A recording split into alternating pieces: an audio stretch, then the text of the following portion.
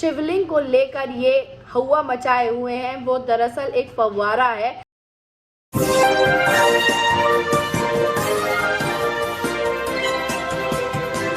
नमस्कार, आदाब, मैं खुशबू अख्तर और ज्ञान व्यापी मस्जिद को लेकर ज़मीन से लेकर गोदी मीडिया के स्टूडियो तक, अदालत तक, तो अदालत के बाहर तक जिस तरह से छानबीन की गई और सर्वे के नाम पर तमाम बातें सामने आई, उसकी पल पल की खबर हम आपके सामने रखने की कोशिश कर रहे हैं। लेकिन गौर करने वाली बात यह है कि तीसरे दिन का सर्वे पूरा होते ही एक खबर ने खलबली मचा दी, और वो खलबली ये थी कि शिवलिंग वजू खाने की जगह पर जब वहां पर सर्वे किया गया तो वहां पर शिवलिंग मिला है।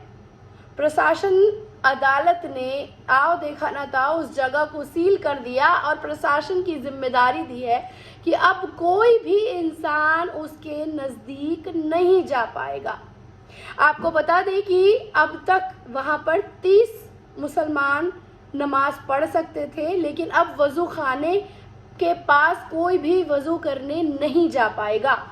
और सुबह से लेकर अब तक लगातार एक डिबेट जारी है। ग्राउंड रिपोर्ट से लेकर तमाम उन उधेड़-बुन को गोदी मीडिया आपके सामने रखकर सारे तथ्यों के साथ तोड़ मड़ोड़ कर पहले ही फैसला सुना चुका है।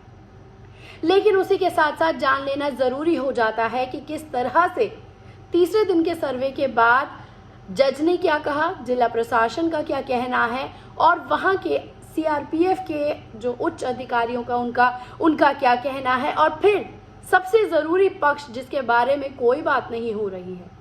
आज सोशल मीडिया पर एक वीडियो वायरल हुआ कि बाबा मिल गए, और सोशल मीडिया के साथ साथ तमाम गोदी मीडिया के चैनल्स पर डिबेट आपको देखने को मिल गई होगी कि बाबा सोमवार को ही क्यों मिले। हिंदू पक्षकार अपने आप ही उसे अपनी जीत बता चुके हैं, तो वहीं मुस्लिम पक्षकारों की अगर हम बात करें तो मुस्लिम पक्षकारों का साफ कहना है कि ये सही नहीं है और इस तरह के दावों को उन्होंने झुटला दिया है। क्या है पूरा मामला, हम आपको बता देते हैं। वाराणसी की ज्ञान व्यापी मस्जिद का पूरा सर्वे हो चुका है और इसमें शिवलिंग पाए जाने की बात कही गई है।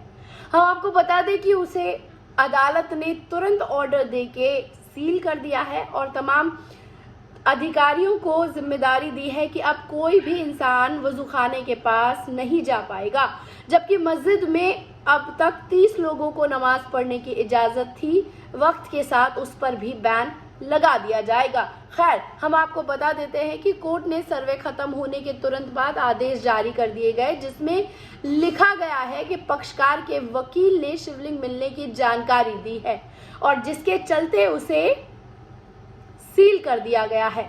वहीं जज का कहना है कि डीएम को आदेश दिए जाने के बाद शिवलिंग प्राप्त हुआ है। यहाँ पर साफ लिखा गया है उस ऑर्डर के अंदर, और उसे सील कर दिया गया है और अब वहां कोई भी नहीं जा पाएगा।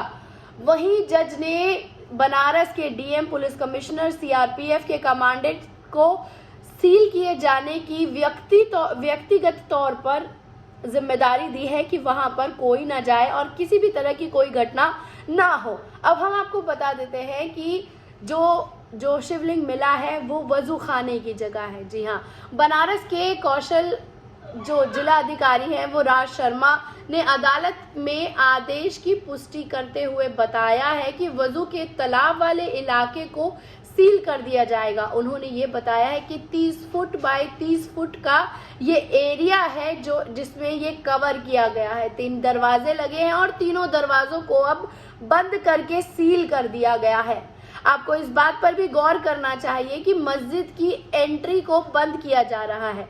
उन्होंने जवाब में कहा, नहीं, ऐसा बिल्कुल नहीं है कि मस्जिद की एंट्री को भीतर से बने हुए जो तालाब है उसमें 3 दरवाजे हैं, उन्हें बंद किया जाएगा, जबकि पूरे परिसर का जो 10% हिस्सा है वो मुस्लिम समुदाय अभी भी इस्तेमाल कर सकता है। साथ ही आपको बता दें कि उन्होंने ये भी पूछा कि अब वजू वाला हिस्सा बंद हो जाएगा, तो डीएम ने कहा हाँ, वजू को व्यवस्था जो पूरा तरीका है उसे वहां पर पंप लगा कर दिया जाएगा और जिस तरह से पहले इतने सालों से वजू खाने के लिए उस तालाब का इस्तेमाल किया जाता था उसे अब पूरी तरीके से बंद कर दिया जाएगा और जो पंप लगा कर देने की जो बात कही जा रही है उसका काम कल से यानी मंगलवार से ही शुरू हो जाएगा। अब हम आपको बताते हैं कि शिवलिंग मिलने का जो दावे करने वाली जो अर्जी है उसमें क्या कहा गया है। आपको बता दें कि अदालत ने आदेश पर वकील ने अर्जी दी थी। उस अर्जी में दावा किया गया कि शिवलिंग मस्जिद के कॉम्प्लेक्स के अंदर पाया गया है। अदालत ने बताया कि ये महत्वपूर्ण हो सकता है जिसमें सीआरपीएफ को आदेश दिए हैं कि उसे सील कर दे। अब इस अर्जी में ये भी मांग की गई है कि वहां मुसलमानों के जाने पर भी बैन लगा दिया जाए। अभी सिर्फ 10 मुसलमान को ही अंदर जाकर नमाज पढ़ने की इजाजत है और आज इस ऑर्डर के बाद उसे वजू करने पर भी बैन लगा दिया गया है।